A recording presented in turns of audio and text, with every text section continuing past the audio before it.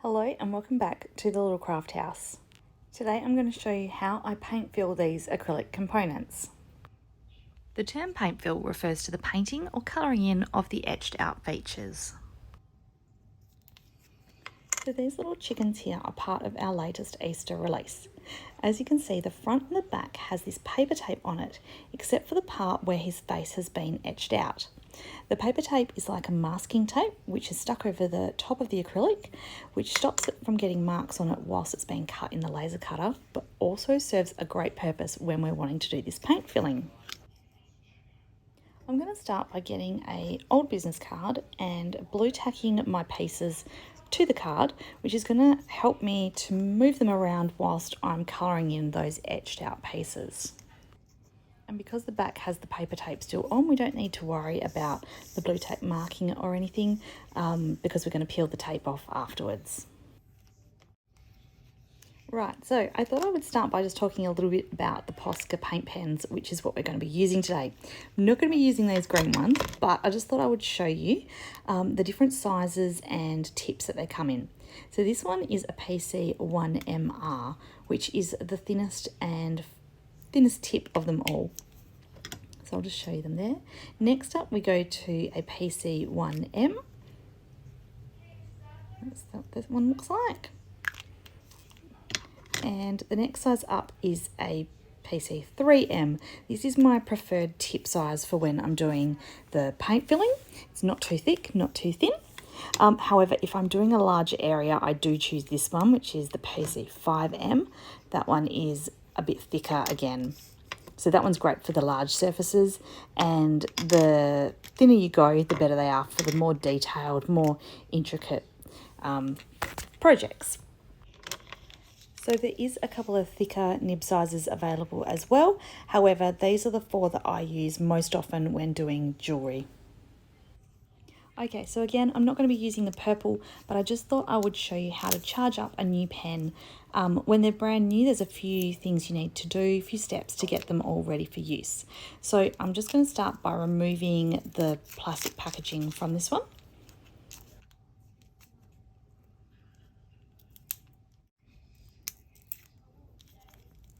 So this is the PC1M size, and when you take the top off, you'll notice that the nib is white, so it hasn't got the paint through it yet.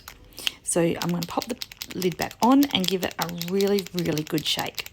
Now, when the pens are in transit and when they're just sitting not used, what can happen is the paint can separate inside that channel that's within the pen, and it kind of separates a bit the liquid to the paint. So we just need to give it a really good shake, get that ball moving that's in it, and get that paint all back mixed up again. So once you've done that, we're going to get ourselves a scrap bit of paper.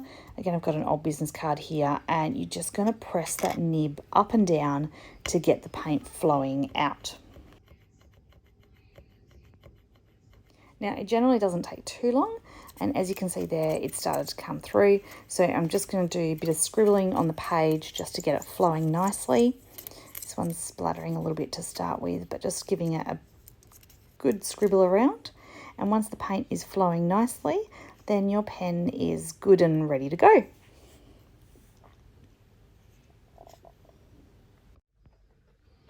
Okay, now I will select my coloured pens that I will use. I'm thinking of going a couple of shades of orange, one for the beak and one for the little bit on the top of his head. And I also need the black marker for his eyes.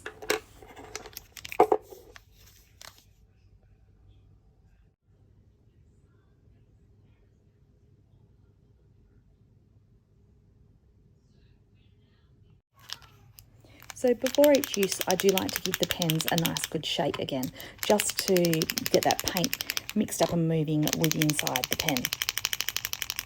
Now, when it comes to paint filling, we are going to be a little bit gentle. We don't want to be too rough. Sometimes that protective cover that is on the pieces isn't stuck particularly well, depending on the texture of the acrylic that's underneath. So we don't want to be too harsh. We want to be nice and gentle. Just if it's a smaller bit, or you do notice that your paper is a little bit loose, you can just do little soft dabs and little brush strokes.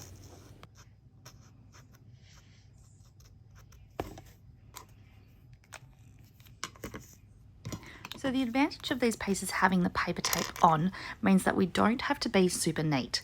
We can go over. So if we are daubing the pen or just doing those little strokes and you go over onto that brown paper, that's perfectly fine because we're going to remove the paper afterwards. So the paper helps us to keep it nice and neat, and we don't have to stay solely within those etched out lines.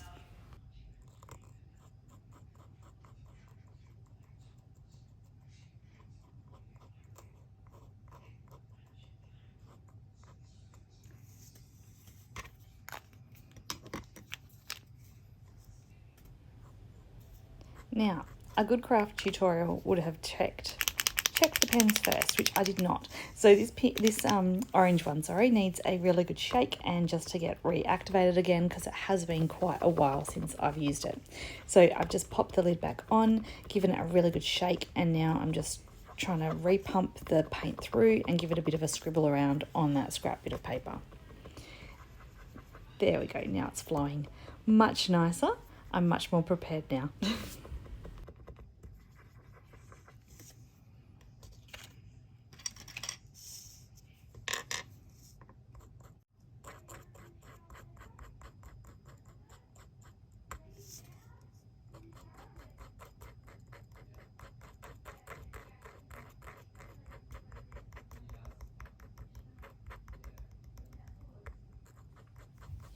I generally like to give the pieces at least 2 to 3 coats of the paint just to make sure that the colour is nice and vibrant and is standing out the way that I want it to.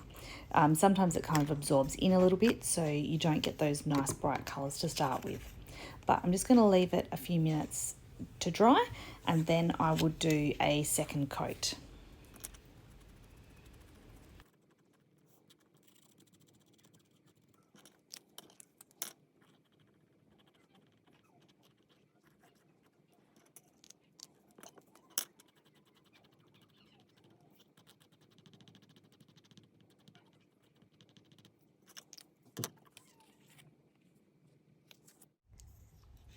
Okay, so my 2 coats are now dry and it is time to peel off that protective paper. Now, it can be a little bit tricky. This one here is particularly tight on. I like to use the side of my fingernail. Some people will use other objects such as tweezers or a little scraper of some sort. Whatever you find that works for you, stick with that because it can be a little tricky.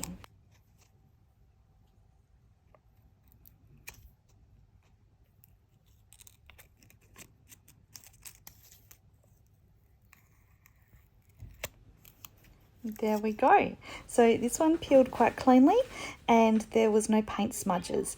If you do find that your paint has smudged a little bit, you can always use a baby wipe or alcohol wipe just to clean off those extra bits of paint that may have smudged.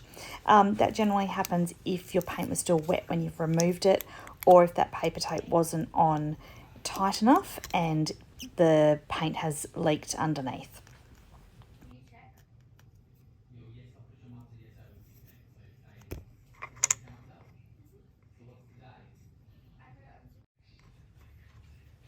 For these little chickens, I'm going to just use a hoop as the finding, just so that they are the main feature. I've forgotten to take the back paper off, so I will just do that now. As I say though, I like these chickens to be the main feature of the earring. I could use a little heart dangle, I suppose, on top, a little heart stud rather, and they can dangle underneath. Maybe a little Easter egg would be cute if I had one, but otherwise just something nice and plain and simple like these hoops is my preference.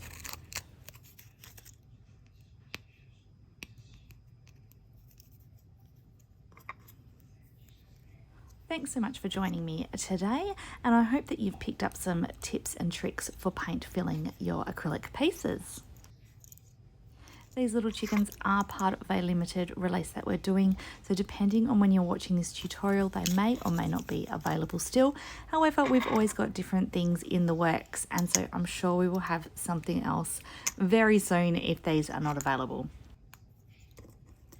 If you jump on over to Instagram and Facebook, you'll be able to follow us there, and that's where I'll keep you up to date with our latest releases and new products. Thanks once again for joining me, and I hope to see you again next time. Bye!